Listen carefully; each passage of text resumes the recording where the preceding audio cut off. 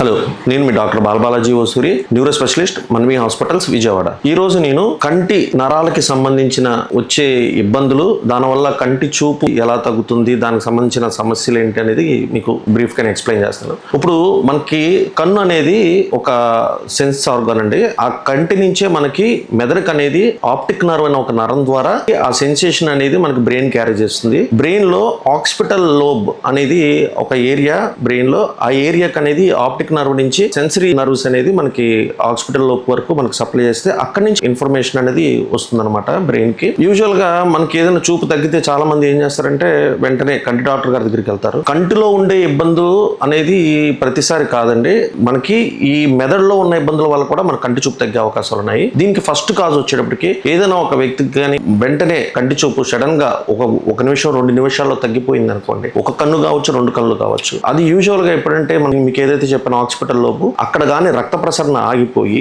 Stroke లాంటిది ఏమైనా వచ్చినప్పుడు ఇట్లా సడన్ గా జరగచ్చండి. ఇట్లాంటి పేషెంట్స్ కి మనం ఇమీడియట్ గా మనం ఫాస్ట్ గా రియాక్ట్ అయ్యి 4.5 hours లోపు కానీ మనం వస్తే మనం ఇచ్చే ఇంజెక్షన్స్ వల్ల వాటి వల్ల మళ్ళీ చూపు అనేది మనకు రికవర్ అయ్యే ఛాన్స్ ఉంటుంది. రెండో థింగ్ వచ్చేటప్పటికల్లా ఆప్టిక్ న్యూరైటిస్ అంటారు అనమాట. అంటే ఈ ఆప్టిక్ నర్వ్ ఏదైతే ఉందో ఆ నర్వ్ కి సంబంధించిన ఇన్ఫ్లమేషన్ వల్ల, అది మనకి ఆటోఇమ్యూన్ డిసీజ్ వల్ల అయి ఉండొచ్చు, otherwise any infection, viral infection కానీ ఏదైనా ఒక ఇన్ఫెక్షన్ వల్ల ఆప్టిక్ నర్వ్ అనేది డ్యామేజ్ అవటం. ఇది మనకి ఎలా ఉంటుందంటే గ్రాడ్యువల్ గా ఉంటుంది. ఫస్ట్ కొంచెం మసగా కనపడటం, తర్వాత క్రమేణా ఒక 2-3 days లో కంప్లీట్ గా చూపు కనపడకపోవడం అనేది జరుగుతూ ఉంటుంది. ఈ ఆప్టిక్ న్యూరైటిస్ కి ఏంటంటే దానికి కూడా మనకు కొన్ని ఇంజెక్షన్స్ ఉన్నాయి. అవన్నీ పెట్టుకుంటే కూడా మనకి ఇమీడియట్ గా వెంటనే దాన్ని మనం రికగ్నైజ్ చేసి తీసుకుని మనం వెంటనే దాని ట్రీట్మెంట్ తీసుకుంటే వెంటనే రికవర్ అయ్యే ఛాన్స్ ఉన్నాయి. థర్డ్ వన్ వచ్చేటప్పటికల్లా వెరీ రేర్ డిసీజ్ ఇది. మనకి బ్లడ్ ప్రెషర్ ఎలా ఉంటుందో అదే విధంగా బ్రెయిన్ లో కూడా ప్రెషర్ ఉంటుంది. దాని ఇంట్రాక్రేనియల్ ప్రెషర్ అంటారు. సో బ్రెయిన్ లో ఎటువంటి కంతులు కానీ ఎట్లాంటి ప్రాబ్లం లేకుండా కూడా ఇంట్రాక్రేనియల్ గా మనకి ప్రెషర్ పెరిగినప్పుడు దాన్ని benign intracranial hyper tension are pseudo tumour cerebral అంటారు. దీనికి సంబంధించిన వీడియో కూడా ఒకటి నేను చేసిన ఒక పేషెంట్ మనం ట్రీట్మెంట్ చేయడం అనేది జరిగింది. సో